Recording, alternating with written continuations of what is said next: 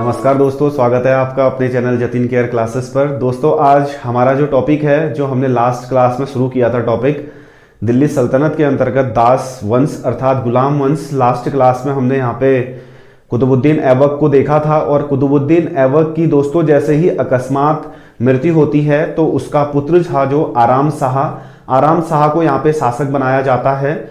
लाहौर की गद्दी उसको दी जाती है। तो इस प्रकार से दोस्तों यहाँ पे फिर जो आराम शाह था कुतुबुद्दीन ऐबक का पुत्र, उसको हटाकर कुतुबुद्दीन ऐबक का दामाद जो था इल्तुतमिश, तो इल्तुतमिश को यहाँ पे गद्दी प्राप्त होती है। इल्तुतमिश आराम शाह की हत्या कर यहाँ पे दिल्ली सल्तनत में दास वंश को आगे को लीड करते हैं। तो इस प्रकार से दोस्तों जिस समय कुतुबुद्दीन ऐबक शासन कर रहे थे उस समय इल्तुतमिश बदायूं का शासक था।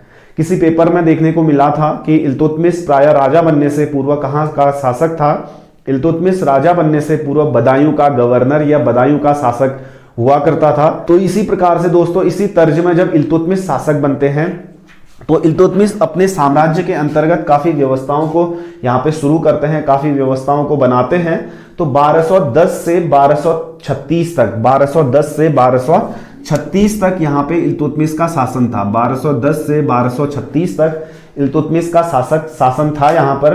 तो दोस्तों इस प्रकार से जब इल्तुतमिश शासक बने थे तो इल्तुतमिश के शासक बनते ही इनके सामने काफी समस्याएं थी। कुछ अन्य लोग भी थे जो राजा बनने के यहाँ पे दावेदार थे, किंतु यहाँ पे इल्तुतमिश ने गद्दी को प्राप्त किया था। तो जैसा कि जब कुतुबुद्दीन ऐबक राजा बने थे उस समय भी काफी समस्याएं थी। जैसे यहाँ पे कुतुबुद्दीन ऐबक जब राजा बने थे तो यहाँ पे एल्दौस था और कुवाचा था। तो इस प्रकार कुतुबुद्दीन ऐबक द्वारा वैवाहिक संबंधों के माध्यम से कुवाचा और एल्दौज के साथ संबंध स्थापित किए थे, अर्थात उनका मुंह बंद रखा था। तो इसी तर्ज में यहां पर जब इल्तुतमिश शासक बने थे तो 1215 में यहां पर इल्तुतमिश द्वारा एल्दौज को एक युद्ध हुआ था जो था तराइन का तृतीय युद्ध 1215 में हुआ था। एल्दौज और इल्तुतमिश के मध्य हुआ था, जिसमें इल्तुतमिश को यहां पर विजय प्राप्त होती है। इस प्रकार से एल्दौज को यहां पे पराजित करते हैं इल्तुतमिश। और 1217 में कुवाचा से लाहौर छीनते हैं इल्तुतमिश और इस प्रकार से यहाँ पे कुवाचा का भी चैप्टर क्लोज होता है। तो दोस्तों जब इल्तुतमिश यहाँ पे राजा बने थे तो अपने साम्राज्य को अपने तरीके से चलाने के लिए इन्होंने यहाँ पे काफी व्यवस्थाएं बनाई थी और इल्तुतमिश ने काफी लंबे समय तक यहाँ पर साम्राज्य स्थापित किया था, शासन चलाया था। तो इसलिए कहीं ना कहीं इल्तुतमिश को इतिहासकार दास वंश अर्थात गुलाम वंश का वास्तविक संस्थापक कहते हैं।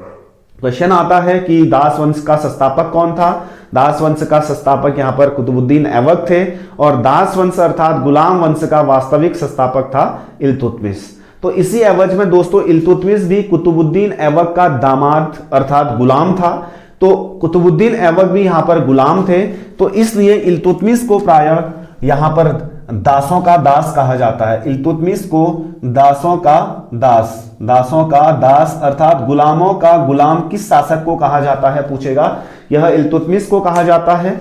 तो दोस्तों यहाँ पे ऐबक के भी काफी लोग साम्राज्य में थे, आराम शाह के भी काफी लोग साम्राज्य में थे, अर्थात इनकी शक्ति को कम करके अपनी शक्ति को आगे करने के लिए अर्थात अपने हिसाब से यहाँ पे शासन करने के लिए, अपने तरीके से शासन करने के लिए कुतुबुद्दीन ऐबक ने शासक बनते ही एक संगठन बनाया था जिसका नाम था दल चालीसा, जिसे तुर्कान ए चेहलगानी के नाम से भी जाना जाता है। दल चालीसा पूछेगा, दल चालीसा का गठन किसने किया था। दल चालीसा का गठन प्रायः यहाँ पर इल्तुतमिश ने किया था, अर्थात 40 ऐसे सरदार थे, शक्तिशाली सरदार थे जिनको इल्तुतमिश ने अपने साम्राज्य के अधीन लिया था और यह इल्तुतमिश को साम्राज्य अर्थात शासन चलाने में सहायता प्रदान करते थे। तो दोस्तों इनकी सहायता से इल्तुतमिश ने यहाँ पे काफी लंबे समय तक अपना शासन चलाया था। अपने साम्राज्य को चलाने के लिए यहाँ पे इल्तुतमिश ने व्यवस्थाएं भी बनाई थी। तो इस प्रकार से दोस्तों यहाँ पे इल्तुतमिश ने एक व्यवस्था बनाई थी जिसका नाम था इक्ता व्यवस्था। इसको ऐसे भी याद किया जा सकता है, ई से इक्ता और ई से इल्तुतमिश, ई से इक्ता, ई से इल्तुतमिश, ई से इक्ता व्यवस्था और ई से इल्तुतमिश। अर्थात यह जो व्यवस्था थी यह व्यवस्था प्रायः भू व्यवस्था थी, भूमि से संबंधित व्यवस्था थी, जिसके तहत समस्त जो भूमि थी यह लैंडलॉर्ड को दे दी जाती थी, जमींदारों को दे दी जाती थी, और जिससे यहाँ पे राजा जमींदारों से टैक्स लिया करता था। इस व्यवस्था को कहा जाता था यहाँ पे इक्ता व्यवस्था। तो दोस्तों इसी तर्ज में 1221 में 1221 में इल्तुतमिश के समय पर भारत में अर्थात भारत की सीमा के आसपास मंगोलों का भी आक्रमण हुआ था। उस समय मंगोल नेता चंगेज खां थे जो 1221 में इल्तुतमिश के समय में इन्होंने दिल्ली पर आक्रमण किया था। हालांकि भारत की सीमा तक यह पहुंचे थे। मंगोल नेता इस समय चंगेज खां थे। चंगेज खां का आक्रमण भारत में इल्तुतमिश के समय हुआ था और यह प्रायः 1221 में हुआ था। तो दोस्तों इस प्रकार से इल्तुतमिश दिल्ली सल्तनत के पहले ऐसे शासक थे जिन्होंने 1229 में 1229 में बगदाद के खलीफा से सुल्तान होने का प्रमाण धारण किया था। जैसा कि मैंने आपको लास्ट कुतुबुद्दीन ऐबक वाले वीडियो में बताया था कि कुतुबुद्दीन ऐबक ने किसी भी प्रकार से कोई उपाधि धारण नहीं करी थी, तो यहाँ पे इल्तुतमिश ने बगदाद के खलीफा से सुल्तान होने का एक प्रमाण धारण किया था। बगदाद के खलीफा जो हुआ करते थे या मुस्लिम धर्म के सबसे बड़े धर्म गुरु थे, और वह सुल्तान की उपाधि देने का अर्थ यह था कि सुल्तान द्वारा, खलीफा द्वारा इस पद को सेटिस्फाई किया है, इस पद को वेरीफाई किया है, और यह एक सुल्तान जो पद था अर्थात खलीफा के द्वारा किसी पद की स्वीकृति दी जाती थी, इसको कहा जाता था खलीफा का पद। तो दिल्ली सल्तनत के अंतर्गत इल्तुतमिश पहले ऐसे शासक थे जिन्होंने प्रायः यहाँ पे खलीफा से सुल्तान होने का एक प्रमाण धारण किया था 1229 में। तो इसी प्रकार से दोस्तों इन्होंने शुद्ध अरबी सिक्के भी चलाए थे इल्तुतमिश द्वारा, शुद्ध अरबी सिक्के, और यहाँ पे इन्होंने 2 सिक्के चलाए थे, एक था टका और दूसरा था जीतल। पूछता है इल्तुतमिश द्वारा कौन से सिक्के चलाए थे? इल्तुतमिश ने टका और जीतल नामक सिक्के चलाए थे, जिनमें से टका होता था प्रायः चांदी का और जीतल होता था प्रायः तांबे का। टका यहाँ पे था किसका? चांदी का, और जीतल था तांबे का। किसी अच्छे पेपर में पूछ सकता है इल्तुतमिश द्वारा चलाई गई टका मुद्रा किस धातु की होती थी? इल्तुतमिश द्वारा चलाई गई टका मुद्रा चांदी की, और जीतल जो मुद्रा होती थी यह प्रायः तांबे की मुद्रा होती थी। तो दोस्तों इसी तर्ज में इस समय तक, कुतुबुद्दीन ऐबक के समय तक, भारत की जो राजधानी हुआ करती थी यह प्रायः लाहौर हुआ करती थी, और इल्तुतमिश दिल्ली सल्तनत के पहले ऐसे शासक थे जो भारत की राजधानी को दिल्ली लाए थे। यह भी प्रश्न पूछा गया है कि भारत का वह पहला शासक जो राजधानी को लाहौर से दिल्ली लाया था, यह लाए थे इल्तुतमिश। इल्तुतमिश के समय भारत की राजधानी यहाँ पर प्रायः दिल्ली बनी थी। तो इस प्रकार से दोस्तों यहाँ पे 1236 में 1236 में इल्तुतमिश की मृत्यु हो जाती है। हालांकि इल्तुतमिश कुतुबुद्दीन ऐबक के कुछ अधूरे कार्यों को भी पूरा करते हैं। यहाँ पे जो कुतुब मीनार है दिल्ली में, इसकी नींव जरूर कुतुबुद्दीन ऐबक द्वारा रखी थी, लेकिन इसका निर्माण कार्य पूरा करवाया था यहाँ पर इल्तुतमिश द्वारा। इसी पेपर में पूछ सकता है कि कुतुब मीनार का निर्माण कार्य किसने पूरा करवाया था? निर्माण कार्य इल्तुतमिश ने पूरा किया था, और कुतुबुद्दीन ऐबक द्वारा कुतुब मीनार की नींव रखी थी। तो इसी प्रकार से दोस्तों यहाँ पर कुतुबुद्दीन की जब इल्तुतमिश की जब मृत्यु होती है 1236 में, इनकी मृत्यु के बाद इनके पुत्र रुकमुद्दीन फिरोज को शासक बनाया जाता है। रुकमुद्दीन फिरोज कुछ समय के लिए जरूर शासक बनते हैं, रुकमुद्दीन फिरोज, और यहाँ पर इसकी मां जो थी यह शाह तुर्कान थी। रुकमुद्दीन फिरोज और शाह तुर्कान, इनकी जो मां थी, इनका ही आतंक उस समय दिल्ली शासन या दिल्ली राज व्यवस्था के अंतर्गत काफी जोरों शोरों से फैला हुआ था। दिल्ली की जनता इनसे काफी परेशान हो चुकी थी, और जो शाह तुर्कान थी यह एक दासी हुआ करती थी। यह रुकमुद्दीन फिरोज की मां थी, और रुकमुद्दीन फिरोज एक विलासी पूर्ण जीव था, अर्थात यह काफी भोग विलासी और लग्जरियस लाइफ को जीने वाला था। तो इस प्रकार से इसे रजिया द्वारा हटाकर बाद में रजिया शासक बनती है। तो इस प्रकार से दोस्तों भारतीय इतिहास में रजिया सुल्तान शासक बनती हैं 1236 से 1240 तक। तो यहाँ पे दोस्तों हुआ क्या था कि जब इल्तुतमिश जिंदा था, अपने जीते जी इसने अपना उत्तराधिकारी यहाँ पे रजिया सुल्तान को नियुक्त किया था, किंतु जो दल चालीसा के सदस्य थे और दिल्ली सल्तनत के अंतर्गत जो अमीर लोग हुआ करते थे विभिन्न पदों पर, इन्हें किसी अपने यहाँ किसी महिला से बेटर पुरुष का शासन अच्छा समझा था, इसलिए इन्होंने रुकमुद्दीन फिरोज को बनाया था। तो फिर बाद में रुकुमुद्दीन फिरोज को हटाकर रजिया यहाँ पर शासिका बनी थी। तो रजिया 1236 से 1240 तक शासक बनी थी। तो दोस्तों रजिया भारतीय इतिहास की प्रथम महिला शासिका अर्थात भारतीय इतिहास में प्रथम महिला शासिका के रूप पद पर थी रजिया सुल्तान। और ये क्वेश्चन काफी पेपरों में पूछा गया है, भारतीय इतिहास की प्रथम महिला शासिका कौन थी? रजिया सुल्तान थी। और एक इतिहासकार भी हैं जो बताते हैं कि रजिया का साम्राज्य काफी अच्छा था और रजिया का साम्राज्य लंबे समय तक न चलना कि रजिया एक स्त्री थी या रजिया एक महिला थी। तो यहाँ पे दोस्तों क्या हुआ था कि जब रजिया सुल्तान शासिका बनी थी गुलाम वंश की, तो इन्होंने अपने राजदरबार के अंतर्गत अपने जो विश्वास पात्र आदमी थे, जो अपने महत्वपूर्ण लोग थे, उनको महत्वपूर्ण पदों पर नियुक्त किया था। तो इस प्रकार से जो यहाँ पे दिल्ली सल्तनत के अंतर्गत अन्य सरदार थे, उन्हें यहाँ पर अपना शासक एक लड़की के रूप में होना पसंद नहीं था, क्योंकि इस्लाम में किसी महिला के सम्मुख यहाँ पर महिला के सम्मुख उसको सल्यूट करना या महिला को किसी भी प्रकार से कोई संबोधन करना यह उन्हें पसंद नहीं था। तो इस प्रकार दोस्तों यहाँ पे रजिया सुल्तान के समय विभिन्न प्रकार के षड्यंत्र इनके साम्राज्य के अंतर्गत देखे गए थे। इस वजह से रजिया यहाँ पे ज्यादा लंबे समय तक शासिका नहीं बनकर रह पाई थी। तो रजिया यहाँ पे था कि रजिया अपने पिता इल्तुतमिश की तरह भरे राजदरबार में खुले मुंह से आती थी और रजिया पुरुषों की तरह प्रायः कुबा जिसे कोट कहा जाता है और कुलाहा जिसे टोपी कहा जाता है यह पहनकर आया करती थी लोगों के सामने, जो अन्य लोगों को पसंद नहीं था। तो इस प्रकार दोस्तों यहाँ पे एक जलालुद्दीन याकूब नामक व्यक्ति थे, जलालुद्दीन याकूब नामक व्यक्ति थे जिन्हें रजिया सुल्तान द्वारा अस्तबल का प्रमुख नियुक्त किया था और जो रजिया को प्रायः घोड़े पर बैठने या अन्य किसी भी प्रकार से कोई सहायता प्रदान करते थे। तो यहाँ पे लोगों द्वारा रजिया और जो यहाँ पे व्यक्ति थे जिसका नाम था जलालुद्दीन याकूब, इनके मध्य प्रेम प्रसंग का आरोप भी लगाया था। फिर बाद में यही जो दल चालीसा के सदस्य अर्थात दिल्ली के जो अमीर सरदार थे, इन्होंने भटिंडा के एक व्यक्ति थे जिनका नाम था अल्तुनिया के प्रति रजिया के प्रति षड्यंत्र करते हुए यहाँ पे अल्तुनिया को शासक बनने के लिए आमंत्रित किया था, जिन्होंने रजिया को पराजित किया। और रजिया फिर यहाँ पे इन्होंने अपने दिमाग का प्रयोग किया था, रजिया ने अल्तुनिया के साथ विवाह किया और फिर एक समय की बात थी, अल्तुनिया और रजिया अपने राजदरबार से कहीं बाहर की ओर गए थे। तो इस प्रकार से यहाँ पे रजिया का भाई था जिसका नाम था मुइजुद्दीन बहराम शाह, इन्होंने धोखे से गद्दी प्राप्त कर ली थी और फिर बाद में रजिया और रजिया के पति अल्तुनिया गद्दी प्राप्त करने के लिए या राजदरबार को प्राप्त करने के लिए अनेक कोशिशें कर रहे थे। तो इस प्रकार से 1240 में इनकी हत्या करवा दी गई थी। तो इस प्रकार से भारतीय इतिहास की प्रथम महिला शासिका रही थी रजिया सुल्तान 1236 से 1240 के मध्य तक और यह इल्तुतमिश की पुत्री थी। तो इसके बाद मुइजुद्दीन बहराम शाह था जो 1240 से 1242 तक शासक रहा था। फिर इसके बाद अलाउद्दीन मसूद शाह गद्दी पर आए थे जिनका कार्यकाल 1242 से 1246 तक था।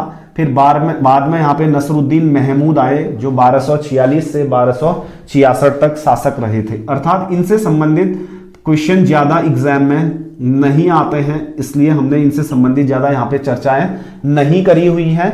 तो इसके बाद यहाँ पे जो मुख्य व्यक्ति शासन करने के लिए आया था यह था गयासुद्दीन बलबन।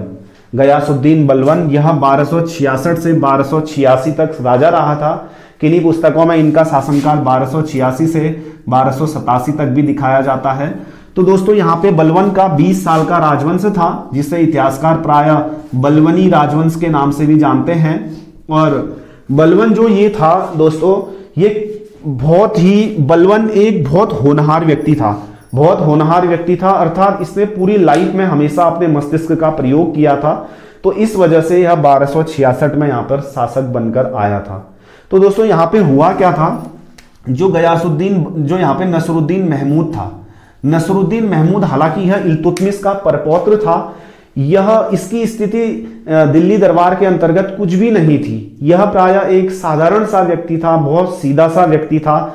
इसके बारे में ऐसा कहा जाता है कि यह टोपी सीकर कुरान की आयतें अर्थात प्रतियां बेचकर अपना जीवन व्यतीत किया करता था और कहीं ना कहीं इसको राजा बनाने में बलबन की ही मुख्य भूमिका रही थी, क्योंकि यह इल्तुतमिश के खानदान से बिलोंग करता था, तो बलवन द्वारा इसको शासक बनाया था। और बलवन को जैसे ही नसरुद्दीन महमूद शासक बना था, इसने अपने राजदरबार के सारे जितने भी अधिकार थे यह बलवन को सौंप दिए थे। यह अधिकार सारे बलवन को सौंप दिए थे। बलवन ने इसी का फायदा उठाया और यहां पर 1249 में 1249 में बलवन द्वारा अपनी पुत्री का विवाह नसरुद्दीन महमूद से कर दिया, और जो राजा था नसरुद्दीन महमूद वह प्रायः बलवन का यहां पर दामाद बन गया। तो इस प्रकार से यहां पे किसी न किसी रूप से बलवन की ज्यादा साम्राज्य में स्थिति और भी ज्यादा मजबूत हो गई, तो जिसका फायदा यहाँ पे बाद में बलवन को मिला था, और बलवन यहाँ पे राजा के रूप में लोगों के सामने बनकर